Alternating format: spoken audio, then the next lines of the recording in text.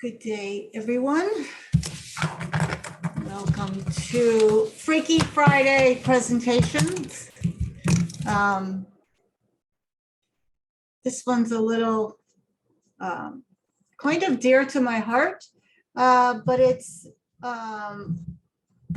got a lot more imagination to it than like a normal presentation. So hopefully we'll have a lot of space to fill in with our own imagination. And I'm just going a little slow because I think there's a couple of other people who might show within the next 2 minutes. So maybe what I will start with is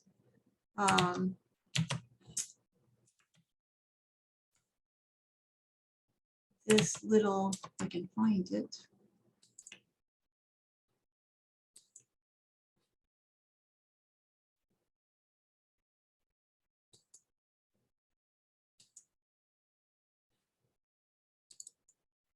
I'm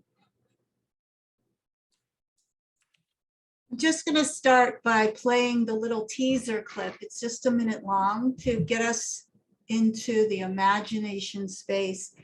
And I'm going to ask you all to just report on what the little teaser clip brings up in you, okay? Because it's really, all the pieces in the teaser clip will meet today. So yeah, so if we could just start like that, it would be, I'm gonna put that up on my screen now. Let's see. Teaser clip. It's my teaser clip. Okay. Oops, I gotta maximize that. That's the wrong one. Okay, so some of you may have seen this, some of you may have not seen this. And let's just watch this. It's just 2 minutes long.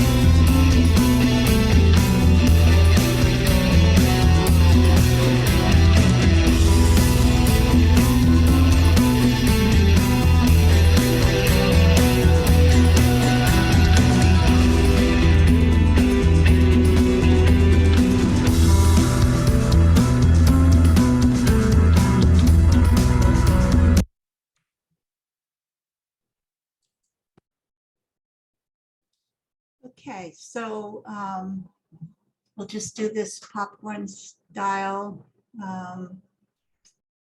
What does this bring up in you?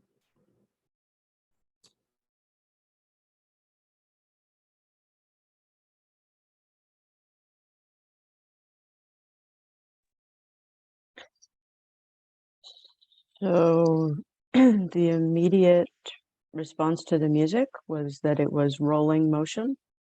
And then the image that was flesh colored, I was, in the beginning, the blank image, it wasn't blank. I saw an arm. And then the tattoos on the arm appeared first. And then I noticed the red lines looked like cells coming together, like if you look at cells on a microscope.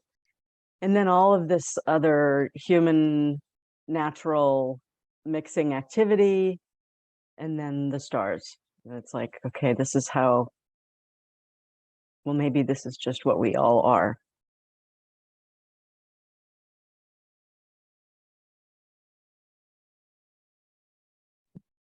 I was thinking of the children and the animals and how much and them being in nature and the nakedness of the little boy and how they are all so ready for something that we don't get anymore. we had in ourself as a child, I would imagine, and that sense of our with the stars, like that curiosity of mine, like what is our cosmological story, or however you say it.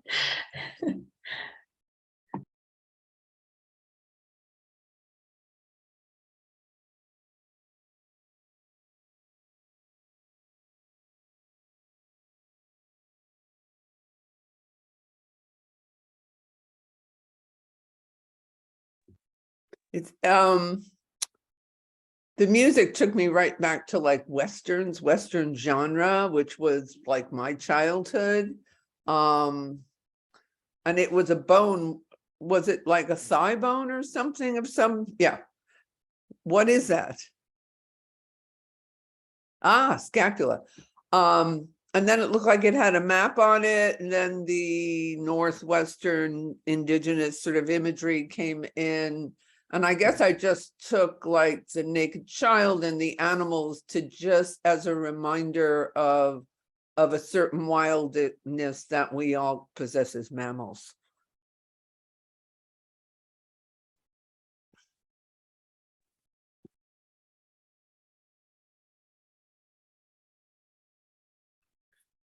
For me, when I first looked at the image, I didn't see a bone. It looked like a piece of crumpled paper.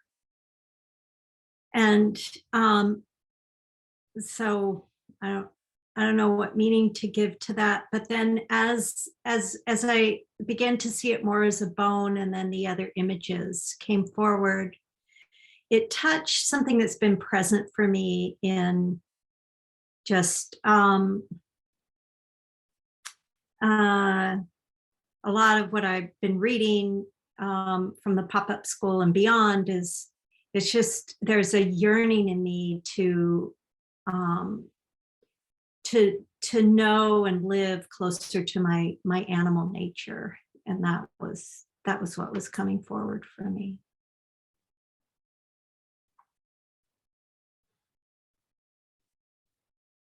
I guess the paper, somehow it seemed juxtaposed with that. So there was, yeah.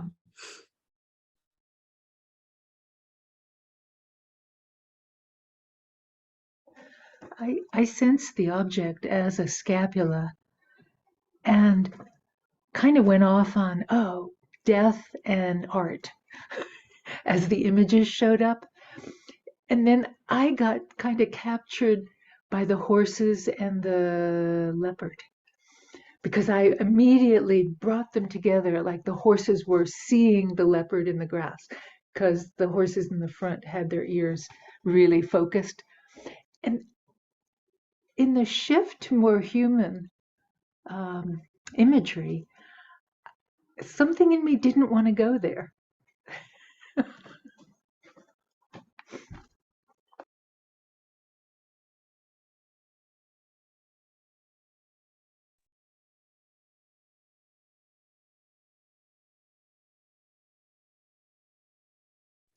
Samuel, you're not muted, but we can't hear you.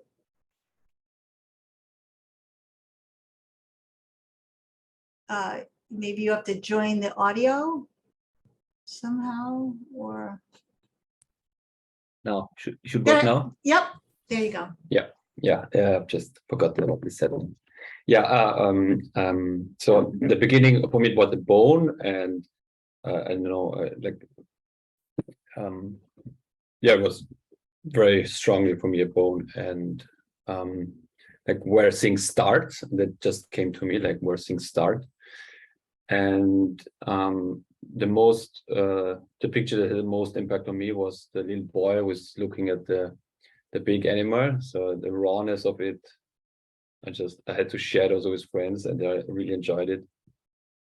Yeah, I don't know what, but it really impressed. It made something.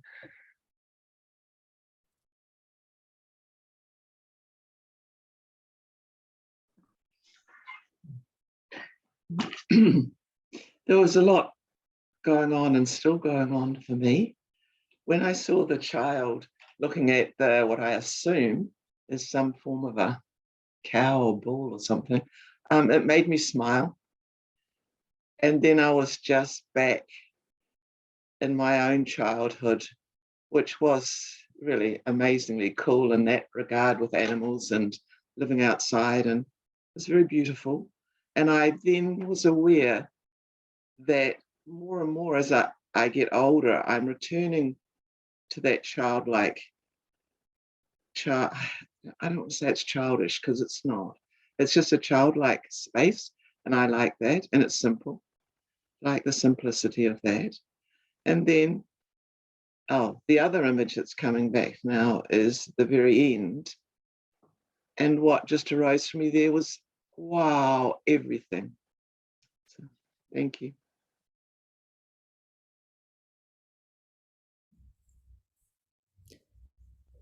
I had a sense of tremendous, like the front of my body just opening, and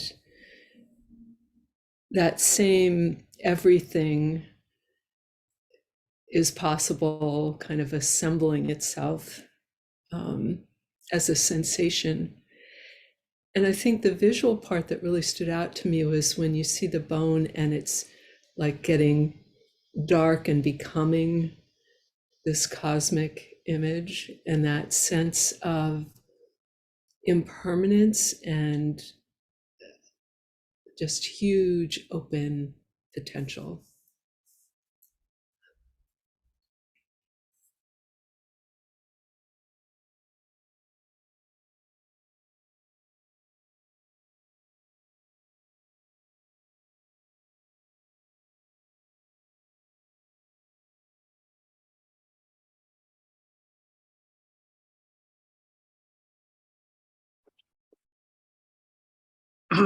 For me, the bone was at the beginning more like a map.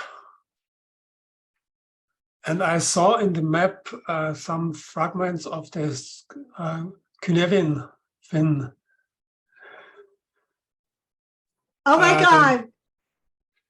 That's exactly what I used it for in a presentation. Yeah, this is, okay, cool. Go ahead. So, and the other pictures reminds me of some photographs of the first pop-up school. I think it was around a year ago, and it was very funny to see this small boy, very strong, and the music.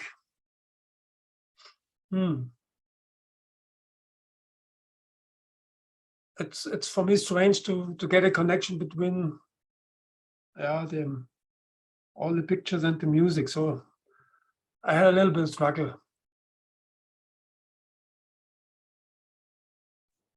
Yeah, the music is just some pre-canned thing that YouTube suggested. So I could have done better there. Yeah, that's very clever. That we will talk about how the relationship between the Cynefin map and this bone. And I'm going to start there because so a lot of these Freaky Friday presentation features I take from different presentations I've given elsewhere. And this is a truncated version of a keynote that I gave at Dave Snowden's Cynefin retreat in Whistler, British Columbia. And I knew that it was going to be really different than what the other two keynote speakers were going to present. And I did give him, this is the second one I have, I gave him the bone with the Cynefin on it as a gift. And we'll talk about what the role of the bone is in relationship to that framework. You don't need to necessarily know about the Cynefin framework, but it's a framework for working with complexity. So we'll revisit the bone in a little bit. One of the things we're doing here is using our imagination, and we're going to try to stay with this imaginative quality. But the central theme that runs through this Cynefin C, Marie, I think you know how to put Cynefin C, Y, yeah.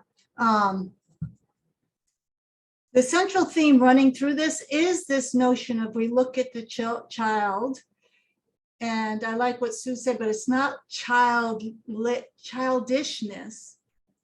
but there's so much potential in the child. The child has to come from like a little fetus and figure out a lot in a short period of time. The child has to learn how to speak, let's say, right?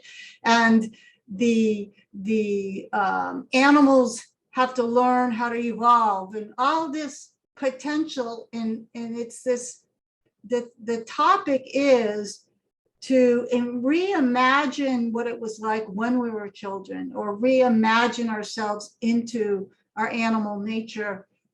And yes, we get this sense that it was simpler, but my point is it's more powerful.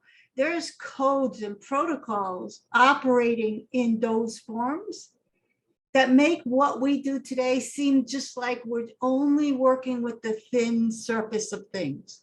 And our Cynefin frameworks, and our this, and our that, and our meta-modern, all these things are actually quite impotent relative to this power that we come from. Marie's laughing, but you get it, right? I mean, it's like relative to what makes us us, that power that is us, these other things are just, they're so flimsy. You know, they're so, I want to say immaterial. Whereas these other things are more powerful. Right, so some of the Native American rituals, more powerful than all the Cynefin framework, maybe all the books written about complexity, and and then the people write about the books that are written about complexity, and then people have much more complex ideas about complexity, and then there's the transcontextual, and then there's all this stuff. And relative to this kind of raw, fundamental power that is us, it seems impotent. It's not very powerful at all. And my point is, I always say, solve your problems at the lowest level of complexity. And what I mean by that is that by reimagining what is that power that is us. I don't know how to, I keep saying kind of the same thing, but I think you get it. Like, what is,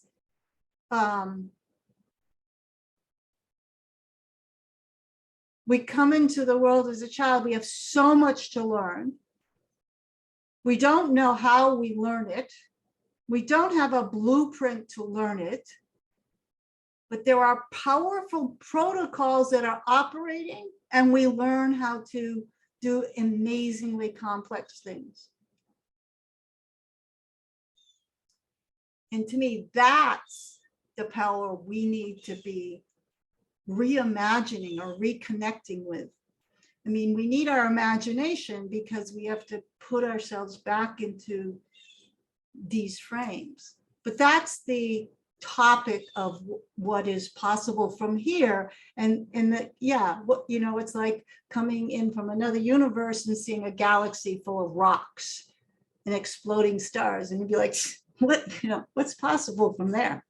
You know, that everything that we know of existence is what's possible from the void. It's just, it's empty, right? Well, it's like the further back you go, we tend to think it's less complex. And all this stuff that we create and all this confusion is, but maybe it's the other way around. Maybe, and can we learn how to work in our practical everyday life from something that represents more of that kind of sense making than this other kind of sense making? So that's the proposition that's on the table. And maybe that's why Marianne didn't want to become a human in the sequence, like, because, that's when all this starts. But this is what we're trying to imagine in this presentation. There's no linear proof that's going to happen here. Yeah, so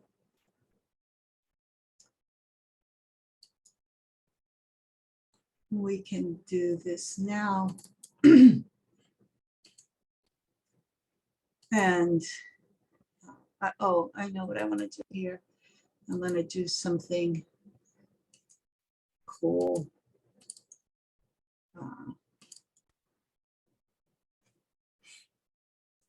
Which puts me in my presentation.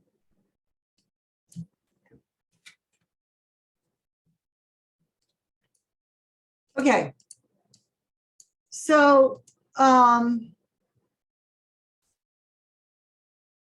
one of the things that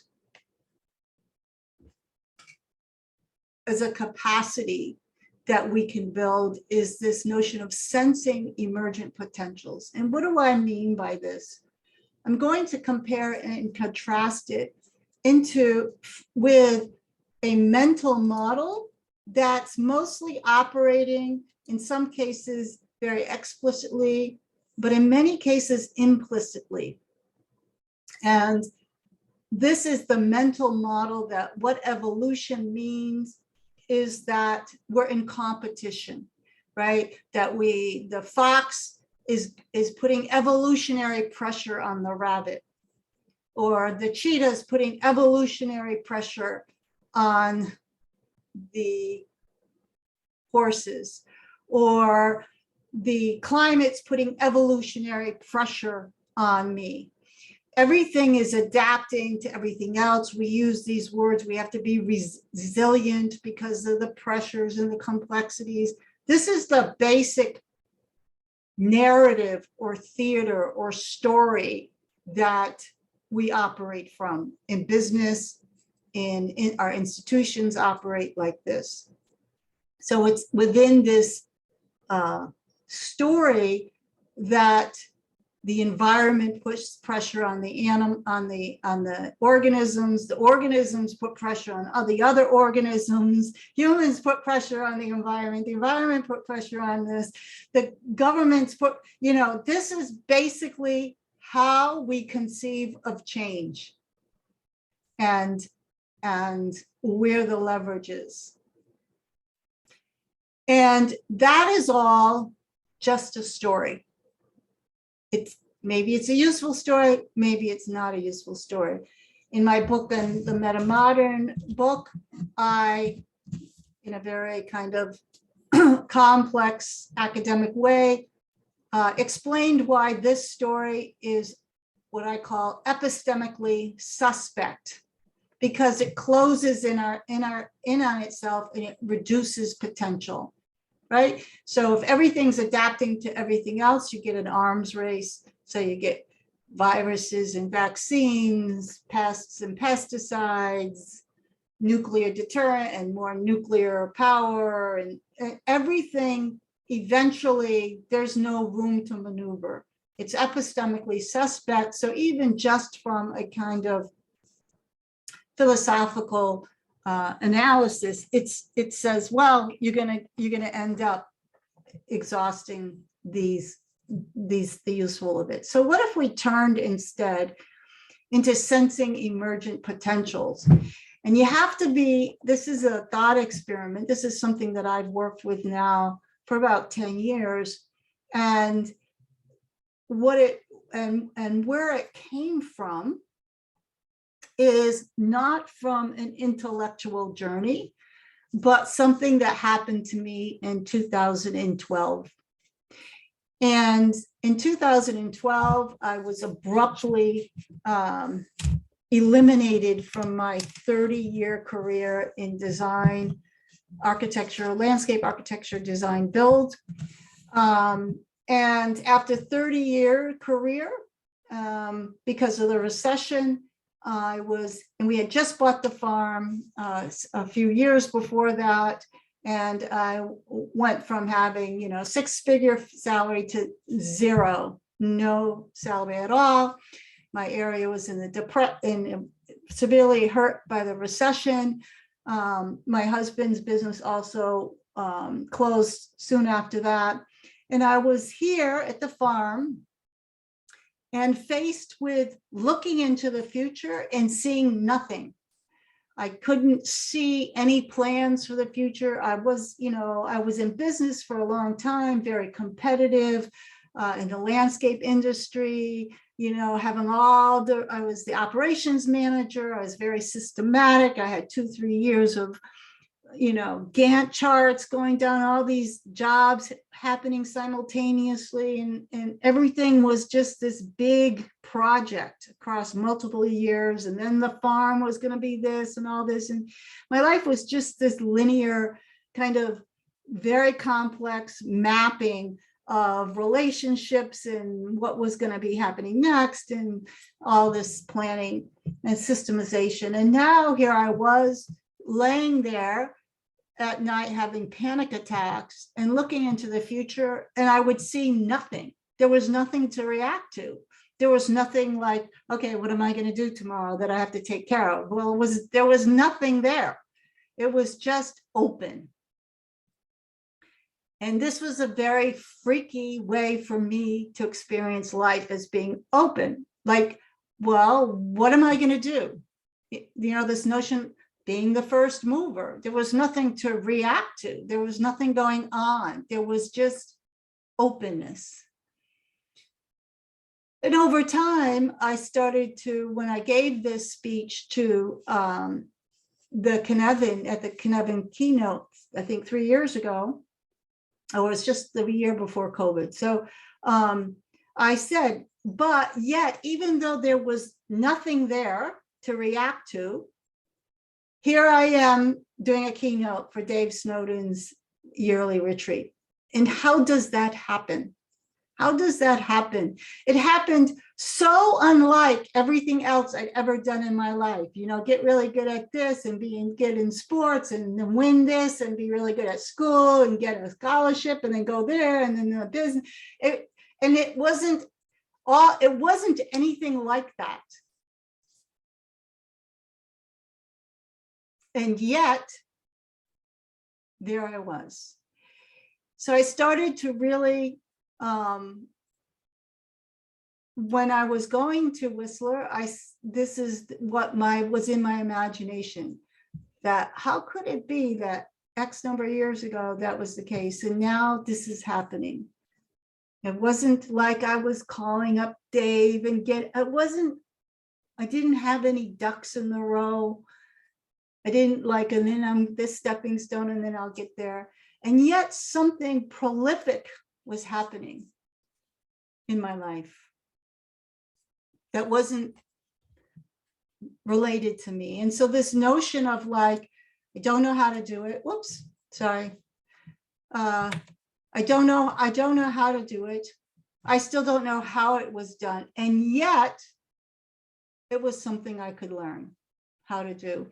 And this reminds me of this. If anything you learn, this is a very powerful what I would call a protocol. And that is, when we talk about radical shift in society, when we talk about the changes in consciousness we need, it's going to be a change of this kind. We won't know how to do it beforehand. We won't know how we did it afterwards. And yet it's something that's possible from here because it's something we can learn.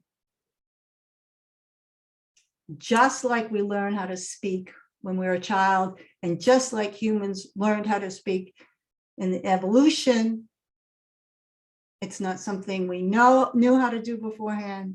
We don't know how we learn it afterwards. And yet it's something that is possible from here. Does that make sense?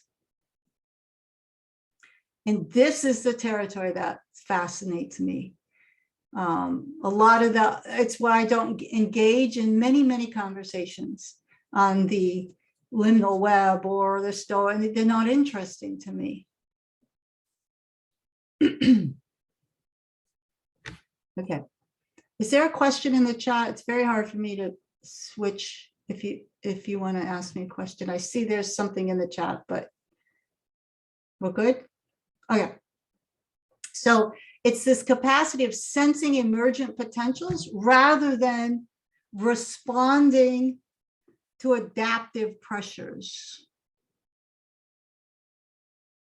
And when you feel that, you learn how to, oh, well, I'm not going to frame my experience that way. It's not interesting to me.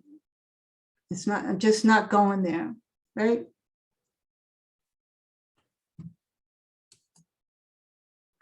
Okay, so this is related to, if some of you have might have read some of my work on a complex potential states theory or a theory of complex potential states. It needs a lot of work, but coming from this imaginative kind of creative way of looking at things, I'm working on an alternative to Darwinian evolution. I mean, Darwin really didn't characterize evolution as so much as we do today, but what can we replace this evolutionary adaptive pressure as a theory of change with? And this is all related. I'm not getting into it, but it is related to a theory of complex potential states. And there's some, I've written an article on the side view about that specifically. Okay, so this is my grandniece a long time ago. So sensing emerging potentials. So one of the ways we can start is the potentials of the core self. You know, so we can say, well, what do you mean sensing emerging potentials? Well, we can remember, or we can imagine or think about children. And I mean, this is a great picture, like what is going on with this child, right? She doesn't know how to read or write. How does she know how to take this gesture, right? I mean, there's so much actually going on here that is what I would call simple, powerful protocols. They're deep evolutionary protocols of the core self. There is, prior to learning how to read and write, there is the gesture of thinking and reading and writing. These are not trivial. Can you see what I'm saying? Like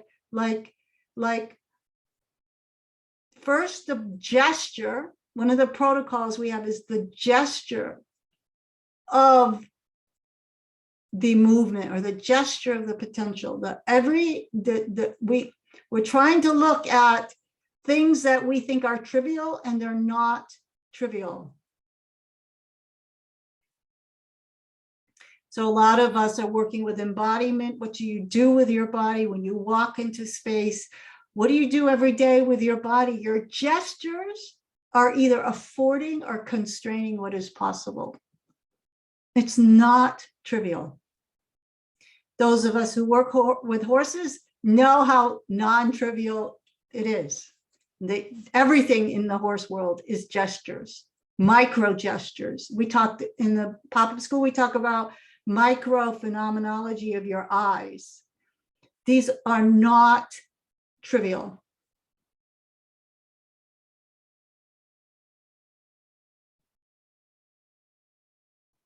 So in my work, I talk about simple, powerful protocols. You know, we use a lot of them in the pop-up school. They're like trust networks or spheres of care, action thresholds, power relations.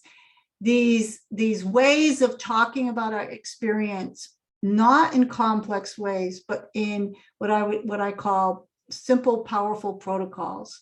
In the pop-up school, we look at the core self as organizing self, other, and world, right? It's a very rich exploration, but it's not introduced with a lot of complex language, right? We're organizing self, other, and world. That's what's one of the protocols, simple, powerful protocols. So this whole field enables us to move from the kind of like didactic complexity of grand theories to working with simple, powerful protocols. So that informs, for example, what we do at the pop-up school.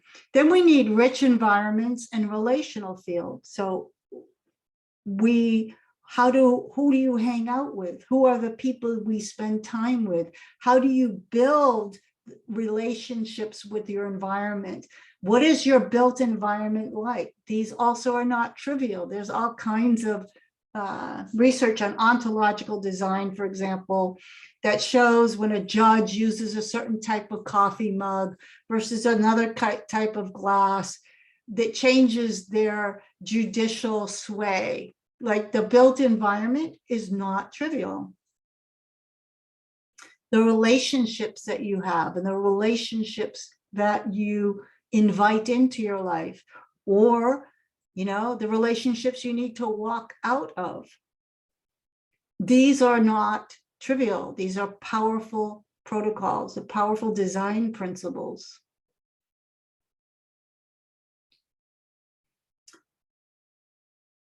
Also sensefulness, right? So not so much rushing to make sense of things, but being able to sense, to have multi-dimensional sensory organs at work and some kind of synesthesia, so they're all working together. And intimacy, which perfects our sense of perception, right? The more intimacy we have with something, the more we understand it. So if you garden and you really care about the tomatoes and you're intimate with them, you know a lot about them. You know, oh, those 4 tomatoes there, they're ready. And those over there, you know, it's just like you got 13 acres, but you're intimate with like, yeah, when I was cutting the meadow the other day, I saw this, you know, I'm very careful to watch what animals, like the frogs, and I saw a great big huge praying mantis, and I use the mower in a way so the blower pushes them away and I give them time to run away, and the level of care in which I mow is because all this I'm very intimate with, and that means I understand them more, and then I get like so much information from what's happening at this non-trivial level. And that requires a sense of intimacy. And then again, this learning without knowing, I talked about everything we need to learn that's the most significant in an evolutionary sense and in a radical transformation of ourselves is not something we'll know how to do or know how we did it afterwards, but it's something we can learn. So this is opening our imagination to a whole new field of inquiry. Okay. So someone actually said this. I forgot who said it in their checkout.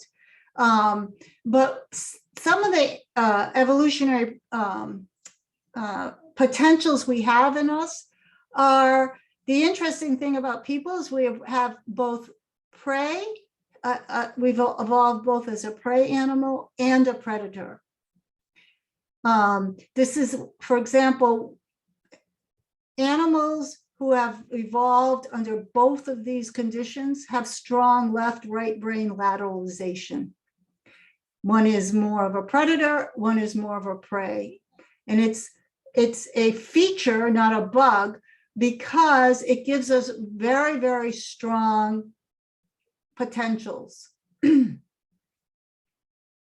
Now, so,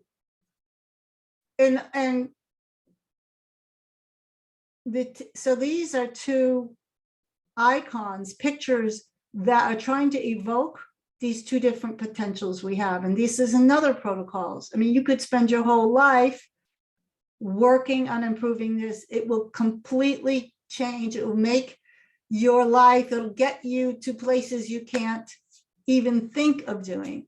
So one is, what are you looking at? Now, so for the horses, when they see the leaves rustle, they can't quite see what's there, and their ears are trying to suck in as much information, and they'll take a deep breath and try to smell what it is. Like, what are we actually looking at? This is a big deal in the age of social media, where everything is an illusion, right? And a lot of what we are looking at is a projection.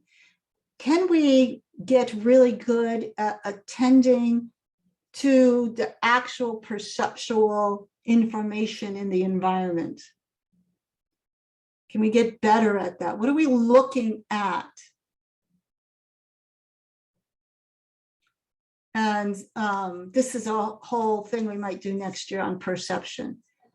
Is the rope mistaken for a snake, or is there a snake in the grass? What are we looking at? This can be a lifetime of fashioning. If you're looking for wisdom skills, get more and more clarity on what are you looking at. So one of the questions is, am I looking at the fox and the rabbit putting pressure on each other? Or am I looking at something else? Some of you have heard me say, it took me 30 years to figure out what a horse was. Like, what am I looking at? There's projection, and then there's this, and then there's that. And like, what is, and to have this attitude, instead of jumping to trying to make sense of everything, so some kind of theoretical discourse, is how much time do we spend really trying to look at? What are we looking at? Look around my room. What am I looking at? I look at people. What am I looking at? Instead of, we immediately have a projection and a judgment of what this person is about. And then we have the what are you looking for? What are you looking for? Those of you that have taken the pop-up school know this is the, what are you looking for is the psychic, the power of the psyche, and what are you looking at is the question that the mind has. But what are you looking for? This is an interesting question, because one of the ways in which I got from the void to whatever was happening was trying to get very, very clear of, at any given moment, what am I looking for? What am I looking for? Not way down in the future, but like right now, what am I looking for?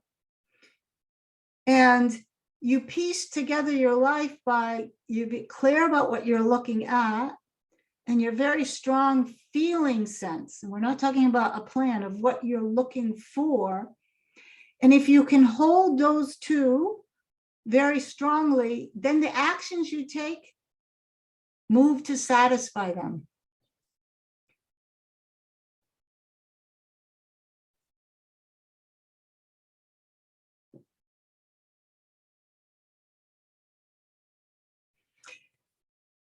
It sounds very, what I'm saying is very mundane, in the sense, like, I was at my mom's the other day and I had lost the the battery in her car key lock and unlocker thing. And part of me was kind of still looking for that. And then I went to get into her car like 4 days later, and I was looking at the ground, the cement floor of the garage, and I was like, wait a second, what am I looking at? And it was the car battery. And so that's what I'm saying. I mean, it sounds very silly, right? But it's this way of like, when you keep processing, what are you looking for? What is that feeling? What is the feeling of satisfying you, an affordance? And then what are you looking at? If you just keep working those to perfection, then the gestures you make in the real world move you toward them coming together, until what you're looking for is what you're looking at. And the way you practice is in everyday reflexivity. So you're mindful of what you eat, because eating is a certain kind of, what am I hungry for? And then I look at this food, is like, really? Is that moving with this, with this other sense? This is how we get to know what the protocols are in us. This is how the child lives. The child learns at accelerated pace. Doesn't have all this complex, garbagey projection, worry, thought, words in its head. So it learns faster. Okay. So this is a cute picture. It comes from a meme on the internet, because this is a bull with a big penis, and the boy is very proud of his little penis. So just so if you find it on the internet, it's a meme. But the primacy of the body, and bodies in relationship, right? And bodies working with space. So this is about gesture and about this, how do you, we know from physics that physical bodies shape space, they curve space. And you could think of yourself in your gestures as, when you're in space, in relational space, how are you curving that space? Are you curving it so people are all of a sudden respectful? Are you curving it so people are confused? Are you curving it so, like, you're worried about Armageddon? Like, how is your body working with the space? And I don't mean space like a woo-woo thing. I mean literally your physical body in space. And how do you curve that space in relationship? Does that make sense? This is all very imaginative, and I don't want to get like over conceptualized, but if it starts to make sense. And so this is a cute instance of, like, here's this huge bull, very respectful of this little boy. He's very respectful of himself. There's a kind of like gesture and posture and relational holism that's happening here. That is really a cool picture. I love it. So the primacy of the body, it's not trivial. Okay, so there's also the seeing potential in things, evocative objects, affordances, skills, and inaction. And this is where we get to. This is an elk scapula. And I've drawn the Cynefin framework on it. And what's interesting about the way I drew it, and Dave really liked it, is that it has a topology. So in the complex space here, there is a hill to climb, and then there's a potential chaos if you fall in the valley. Anyway, so, but why did I use this? Because in Labrador, there's a group of indigenous people who have a ritual. I'm not sure they still do it today, but they certainly did it way into the modern age. And what the ritual is that after they hunt elk, and after they eat all the elk, this is a story told by Carl Weick. They eat the elk, they take one of its shoulder blades and they burn it in a fire. And the fire cracks the shoulder blade in a way that makes it look like a map. And one of the elders who's trained in the art of understanding the map then decides where they will go out hunting next. Okay, so that's a way to use this object as a predictive device. Now, what Weick says is, he doesn't say it this way, but I'll shorten it. He says, look, the Labrador people are not stupid. They know the elk go to the water hole every day and drink, right? They're not stupid. This puts a constraint on them, though. It makes them hunt by randomness. It's somewhat random, but it only gets interpreted by an elder. And so what happens is it doesn't set up this arms race. So you go down to the water hole every day and the elk get smarter. They move further out. And then you have to create technologies to shoot elk. And then the elk gets smarter. And then this thing happens. That their ritual, their understanding is more complex than the complexity theories that we have.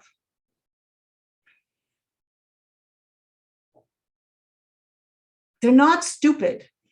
They live with the elk. And the elk don't run away when they walk down by a water hole, because the animals know that's not a hunting ritual. This is complex thinking. This is living with complexity.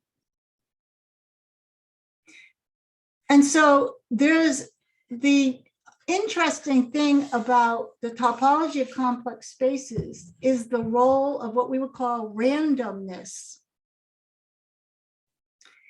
And it turns out people are just formalizing this in an analytic way, that randomness is a source of order and power.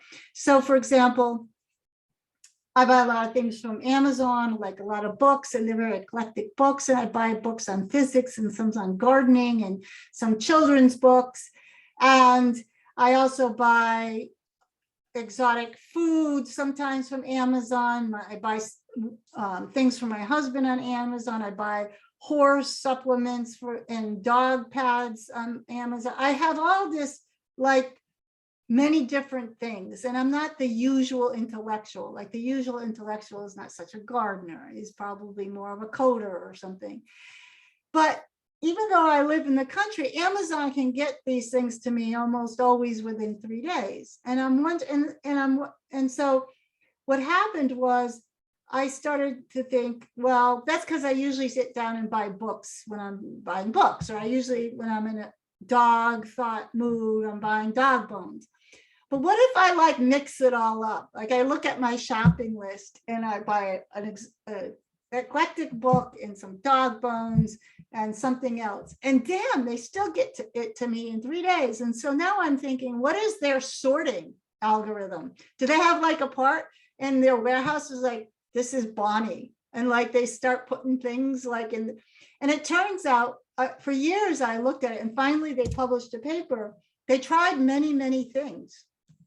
And their basic sorting algorithm is they sort randomly, because after a certain level of complexity, randomness is the best algorithm to use.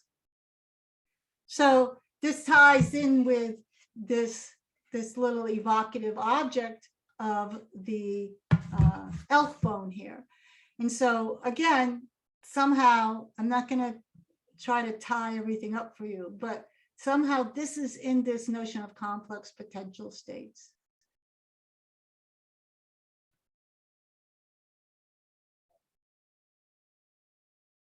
So as you're attending to what are you looking for and what are you actually looking at, things might just seem random that you're doing, but maybe it's this kind of randomness.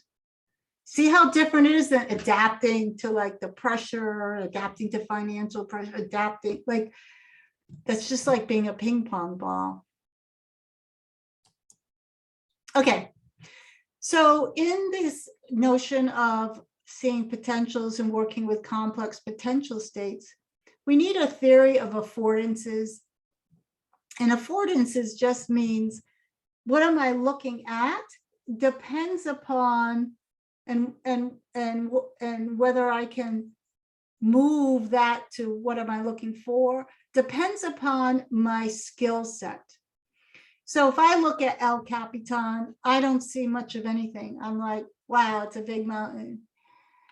And when Alex Honnold looks at El Capitan, what is he looking at? He's looking at, oh, I could climb there and there and there and there and there.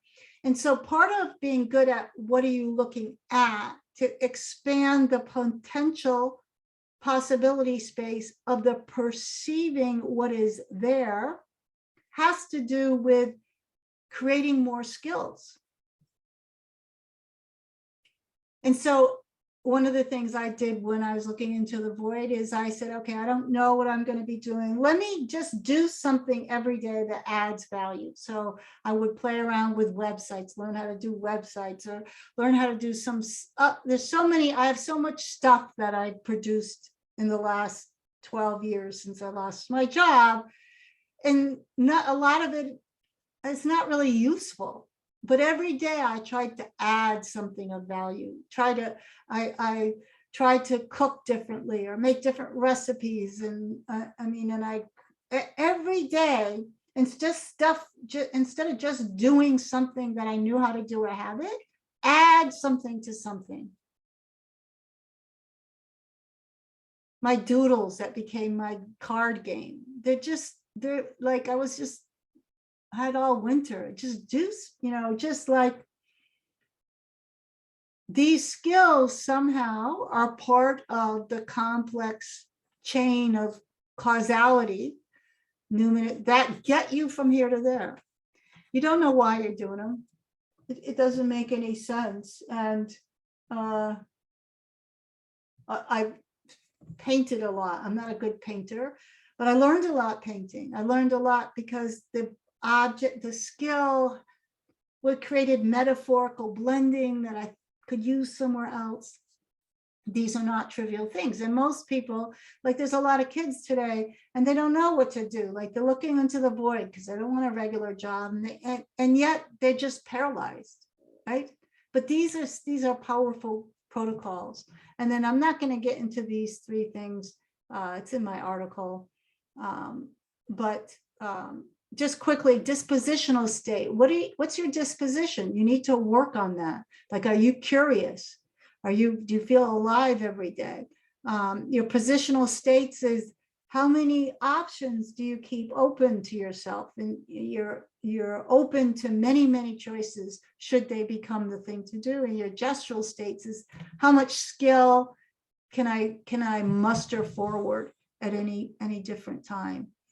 But theory of affordances, like why are you at the pop-up schools? People are like, well, why are you doing that? The world is falling apart. Like, why are you doing that? Climate Armageddon's coming. That's a dumb question. It's a dumb question. Okay, seeing potentials of situations. This gets a little more, we're coming to the end of this. I don't want to get into, this was a whole morning's workshop, but we need metacognitive skills. So what we're doing today is actually requires a metacognitive skill because we're trying to put on hold certain ways of thinking and we're trying to lean into a different architecture of thought. So the ability to create an observational gap is the ability, for example, for us to see that we're in this epistemic closure with this cycle of adapting and not adapting. When I first started doing this, it was very hard because I would go and garden and I would see that the insects were ruining my tomatoes, or I would see that this was doing that, or I would see that we had too much rain this year. And I would just say, no, I'm not going to act on that. I'm not going to do anything. I'm not going to build a drainage ditch because I think I'm not going to, every time I would see something like that, I did not do the next logical action because I was very fascinated with this other process. Now I don't see things like that anymore.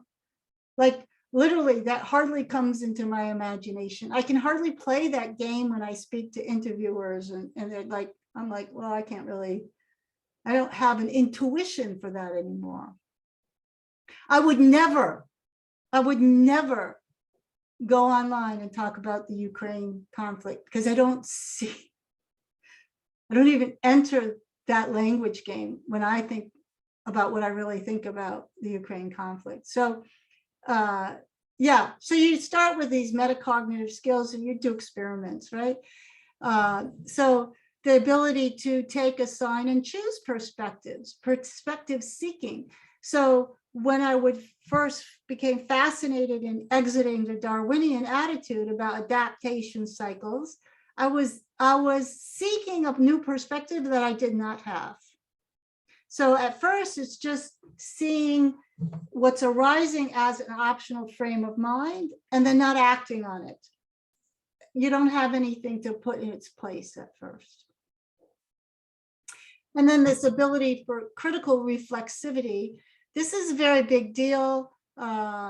Maybe I should teach it sometimes. I wrote about it in a Medium article. And the difference between reflectivity is when you do something and then you debrief about it afterwards. You're reflecting on what happened.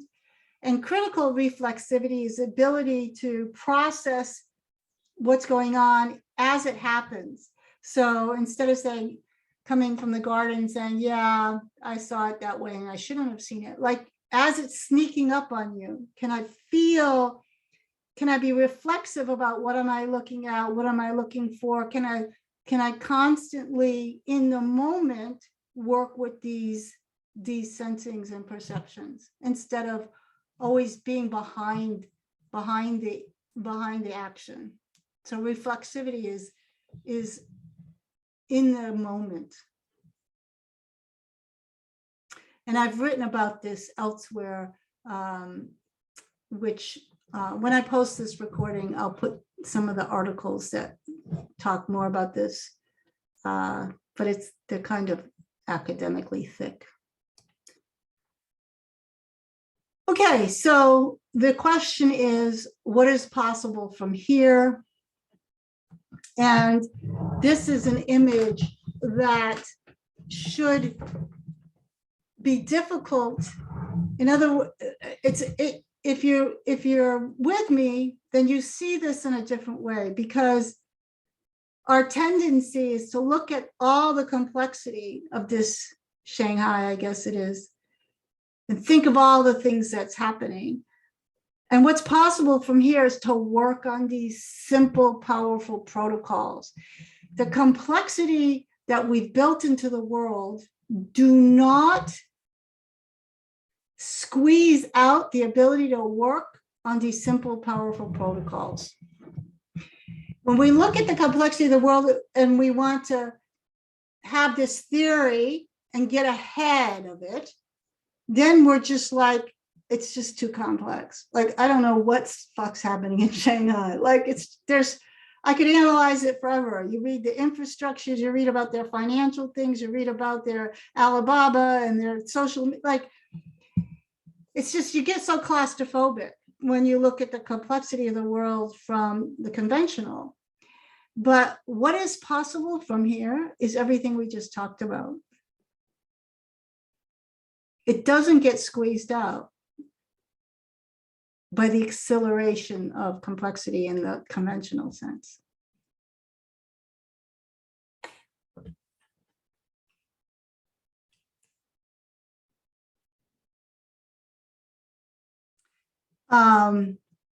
And this is just a slide that talks about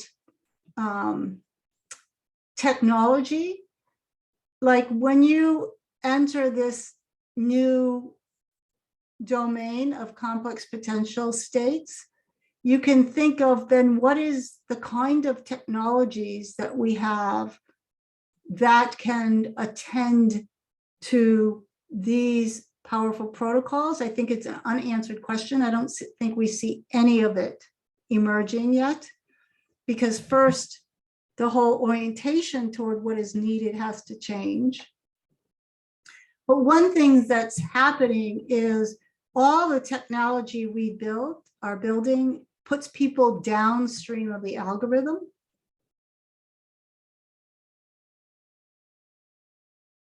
And what would it mean to use technology to create rich environments for emergent potential? What does that mean? I don't know how to answer this, but I would say that there is nothing even close to what we're looking for.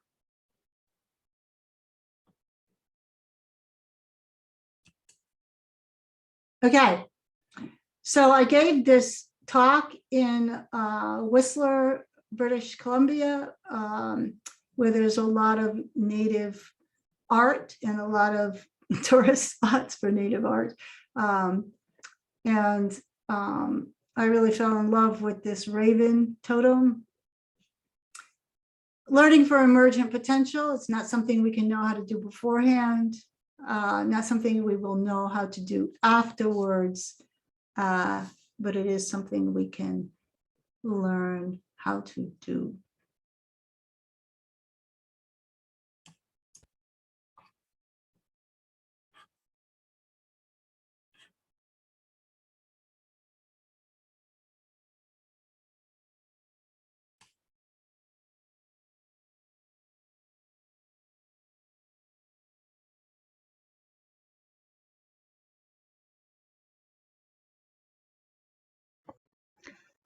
Are you open for questions or observations? I'm So open and I'm hoping. we'll see what we can do.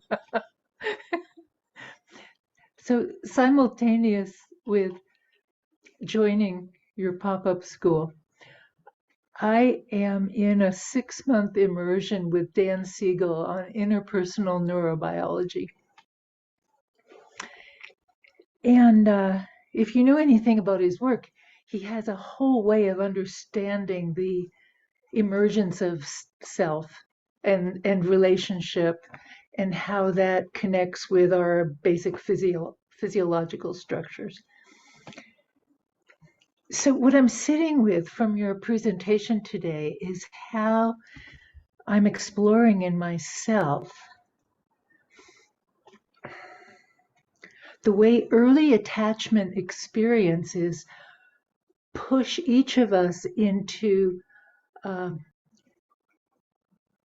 right mode or left mode, looking for, that become predispositions that are really hard to then move back the other way into some new balance or way of functioning together.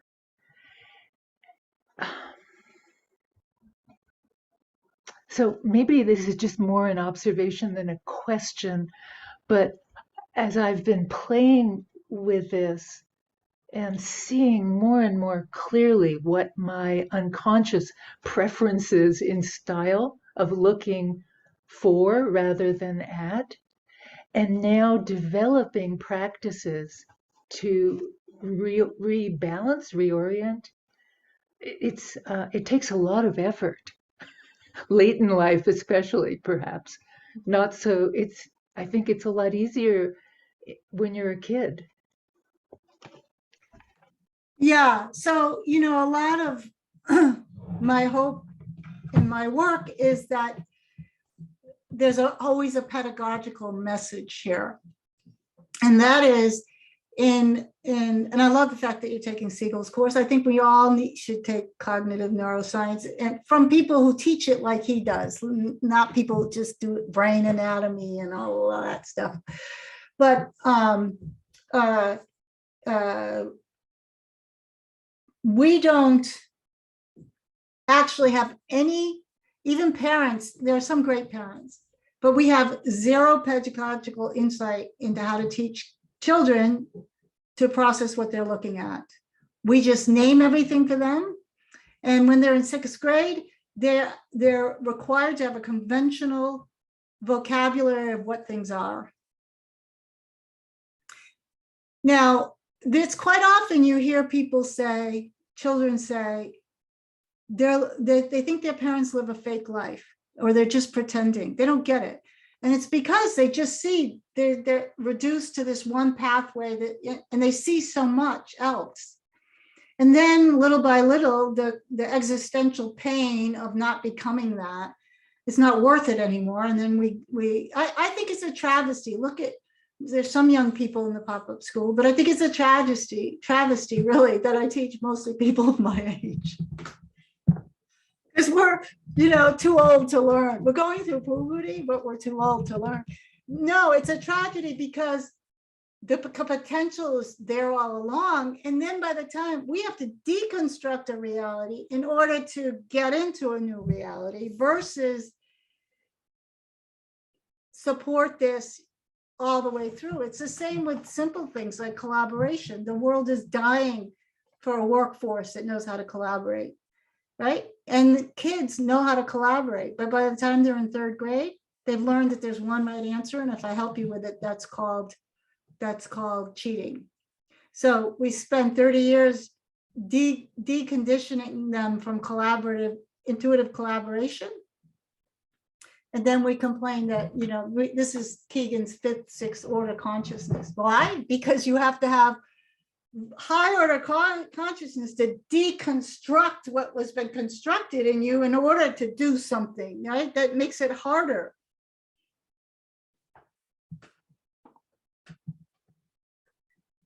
I will just add that the module that I just did with Dan Siegel, he gives this example of a 92-year-old man who learns what you're talking about. And his wife calls Dan up and says, "What did you do to him?" I just graduated my last cohort, so I don't teach the course anymore. But after they graduate, we go out to eat and the parents come. And so often that's the first time I get to meet parents and the family and their husbands and wives. One time I had this young guy, he's really excellent, but he was taking his time joining regular conventional society, right? So I'm sitting there and I'm dinner and he's over there with his parents, and I see his parents like looking at him, looking at me, and I said, it's a transformational course. We guarantee they'll be different. We don't say they'll be better. We had a good laugh at it.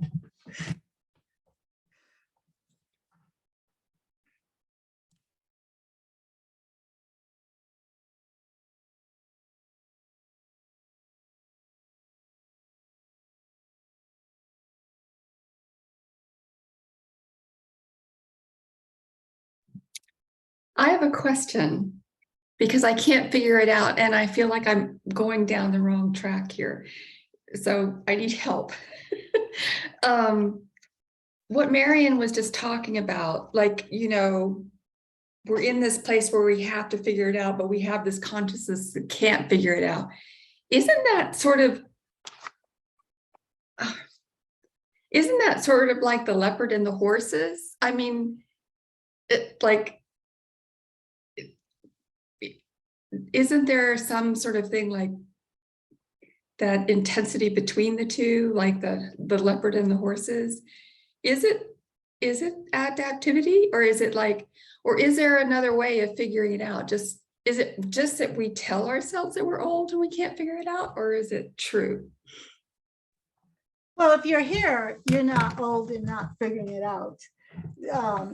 so, but mostly, but then Keegan would say you're fifth, sixth order consciousness, because we're holding our own thoughts as an object of inquiry, right? But this is, it doesn't require, it requires that from us because we've been traditionally schooled, but you can imagine a pedagogy where, and this is why only 3% of the population has fifth order consciousness, because, but it doesn't mean that that will always be the case. If you had a pedagogy that worked all the way through, then your center of gravity, I mean, this would be much more consistent. That's what I'm saying. But yeah, I mean, it's also kind of a joke because there's a lot of evidence that some of the cognitive decline you have when you're older is a constraint that makes you wonder why you know these things, because you don't have this other way of organizing your understanding. It's a great book. I can't remember who wrote it, but this woman wrote a book about how we should look for what is tested as cognitive decline is actually an affordance for the kind of flexibility that people like us have. But you could, so no, not us, but you can imagine what it could be for society to institute some of the things that we know at an earlier stage versus just reproducing the traps that, like, you know, I mean, people like Dan Siegel, there's a lot of neurocognitive scientists that the evidence is clear. The pedagogy we have doesn't work with the kind of organisms we are. It's ridiculous. But yeah, not us. It's hard anyways. I'm not saying it's easy, but there is this relationship between what can test as cognitive decline can be an affordance for this kind of different way of thinking. Or we could all be just demented people because we all like each other. Yeah, I don't buy this decline thing. I mean, No, it tests as cognitive decline. That's what she was showing, that some of the tests are biased. That people will test.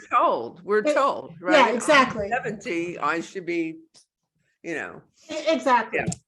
Yeah, not be starting over. But I think the other thing that keeps hooking me in is my superpower is drawing when I was a child. And I think part of it was because I had very bad eyesight and migraine aura. It's usually defects that give us our strength. I could draw really well from like age 4. And then I got into eventually like teaching drawing and doing a doctorate around the adaptation of perception. But I see something like drawing as a subversive act, because in order to draw, you have to see what's in front of you as opposed to what you're told is in front of you. Mm-hmm. And I also watched that capacity in students I had when they transitioned from just having a mobile phone to have a conversation to then looking at the screen all the time, and they not being able to sort of really just gaze at what's around them and just see the shape and not the thing and not name it. So I think there's something that also happens in development where drawing and stuff gets shamed out of people at about age 10 or 11. And yet we never stop writing things down, though I read that cursive is on its way out. But so I don't know why that shame comes in around images. Yeah, so, and then the technology is even, like you said, the technology is bad because, again, it's anti what we know about pedagogy. And that is that not only are the images not real, but we're consuming the imagination that's in the preloaded images. And so now we're not developing the imagination of the children. Yeah. And you can't be cognitively creative if you don't have an imagination. Basically, we're replacing imagination with fantasy delusion. Right. And so that the faculty doesn't work anymore. And this is.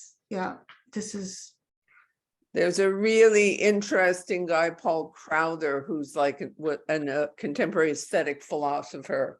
And he talks about imagination as actually being the primary sense. You know, I wouldn't know you were a person if I hadn't seen another person. Every time I see a thing, I have to reimagine the other things I know. But one of the things that really struck me, he said that the reason that we respond to art is that we're collectively interior imaginations. Mm-hmm. And a work of art, a piece of art will externalize the interior imagination. I know it from work I've done myself when I stand back and go, I didn't know the world looked like that to me, which is why I do it. And we go and look at it because we're looking to have we respond to having interior imagination externalized. Yeah, and that goes in with that slide, the potential in objects. Yeah. Yeah, it's not trivial. Yeah, it's not. Yeah. Yeah. Good, cool. Any more? Yeah, Marie. Yeah, this is a drawing reference, but in a different way. So Ray teaches drawing, and every semester he shows the film Cave of Forgotten Dreams, and this sort of lives in me. I guess it lives in my imagination, trying to wonder about the minds of the people that could make those cave drawings. And I think just recently I started thinking about it in terms of like pre-literacy and what we lost in becoming literate, and that's sort of a new thought for me. And it just has exploded my imagination. And it really, like early on in the presentation, you talked about how thin our way of perceiving and knowing the world is. It's like, even like the way we talk about complexity is thin in comparison to other ways of knowing. And so, yeah, that's really alive for me.